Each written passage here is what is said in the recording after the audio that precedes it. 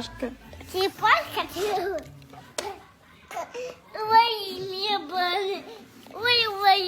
Ой. 120 pounds American bully. 17 days in the shelter. 6 families. Every single one walked away. Staff notes filled 2 full pages. And what happened at 6:11 p.m. in the quiet corner of the visitation room 4 days later changed everything they thought they understood about him. Lena Whitaker was 34, an elementary school music teacher who had taken unpaid leave after her daughter stopped speaking in class. 3 months earlier, a minor car accident left 8-year-old Emily withdrawn, responding only with nods.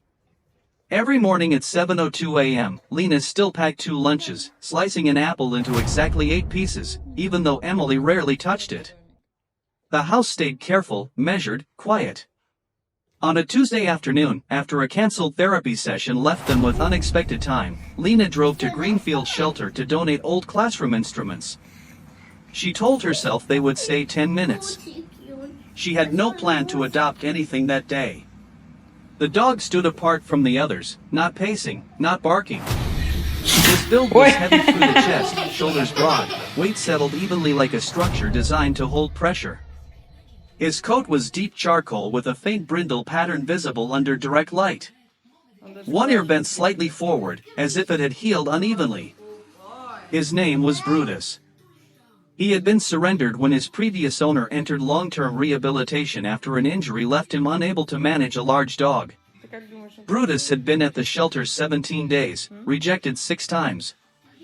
American bullies are bred for stability and low reactivity under stress, often maintaining composure even in unpredictable environments. Family 1 returned him after 2 days, saying he refused to enter their kitchen when the dishwasher was running at 9:18 p.m. Family 2 kept him 4 days. Then brought him back on a Friday morning because he stood between their toddler and the staircase without moving for 23 minutes. Family 3 lasted 7 days, reporting he watched their front window continuously from 6 to 6:47 p.m. each evening. Family 4 returned him after 11 hours, claiming his breathing sounded too deep at night. Family 5 kept him 3 days, then said he ignored commands when their doorbell rang twice in a row. Family 6 lasted 5 days and said he refused to lie down on their new carpet after a cleaning treatment. Staff began calling him the wall, because nothing seemed to move him unless he chose to shift. Lena did not stop at his kennel first. Emily did. She stood there for 19 seconds, small hands gripping the lower rail. Brutus approached slowly, then lowered his head and placed his chin flat against the concrete floor, eyes lifted toward her without blinking. No one had seen him do that. Emily inhaled, then, barely audible, hummed a single note. Lena turned. "We'll take him," she said quietly. The shelter worker hesitated, then answered, "He bonds hard, and he doesn't respond like other dogs. You have to accept that." The first week felt uneven. On day 1, Brutus occupied exactly 71% of the hallway, lying perpendicular to the wall, forcing Lena to step over his back at least 9 times. On day 3, he moved a 19-pound storage box exactly 14 inches to sit between it and Emily's bedroom door. On day 5, he positioned himself in front of the washing machine and refused to move for 6 minutes while it spun at high speed. He developed a habit at 6:11 p.m., standing in the same corner of the living room, facing the wall, completely still for exactly 38 seconds. By day 7, during a quiet afternoon, Emily sat on the floor and leaned her back lightly against his side. He did not shift. On a Thursday at 4:26 p.m., Lena received a call from Emily's school counselor. Progress had not improved. Words still did not come. Lena placed the phone down, walked into the living room, and sat on the floor, hands covering her face. The room stayed silent except for the ticking wall clock. Brutus approached slowly, circled once, then lowered himself beside Emily instead of Lena, placing his paw gently across the girl's foot. Emily looked down, then up, then let out a soft hum, longer this time. It lasted 7 seconds.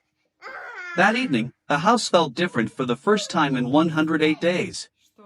If you're still watching but haven't subscribed yet, honestly, that stings a little. Hit subscribe. Trust me, you'll want to see what comes next. By the second week, patterns formed. At 7:02 a.m., Brutus sat near the kitchen counter as Lena sliced apples into 8 pieces. At 3:41 p.m., he positioned himself near the front door 5 minutes before the school bus arrived. At 6:11 p.m., he returned to his corner, standing still for 38 seconds. Once, when Emily dropped a crayon, Brutus nudged it back within 2 inches of her hand and stopped. And sometimes, just before bedtime, Emily would hum, and Brutus would lower himself to the floor, aligning his breathing with the rhythm. At 6:11 p.m., 4 days after adoption, Lena noticed something different. Brutus did not go to the corner. He stood near Emily instead, body angled toward the hallway, ears forward, weight slightly shifted. His breathing slowed. Not relaxed. Focused. Lena watched. A faint creaking sound came from the back window, then a second, sharper tap. Brutus stepped forward once, placing himself between Emily and the hallway opening. He did not bark. He exhaled slowly, then released a low, controlled growl that vibrated through the floor. Lena moved toward the window.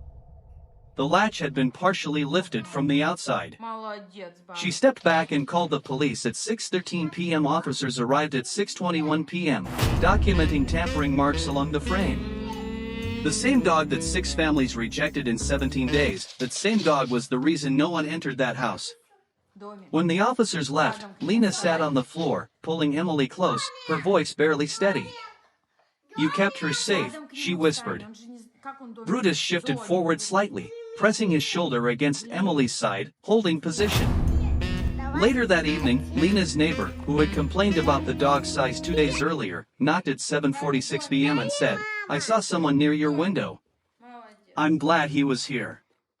It was the first time doubt shifted into acknowledgement. Brutus is now 2 years and 9 months old. Emily is 8 years and 6 months. At 7:02 a.m., Lena still slices apples into 8 pieces, but now one piece disappears before it reaches the plate. At 6:11 p.m., Brutus still stands in that corner for 38 seconds, unless Emily hums, and then he stays beside her instead. At night, the hallway is never empty. Before, Lena stood alone at the counter with 2 lunches packed and 1 untouched. Now, there is always movement, always presence, always something responding. Stability is not loud. It is consistent. Trust builds in small repetitions, not sudden moments. Tell me this, would you have walked past him in that shelter, or would you have stayed long enough to hear the first note?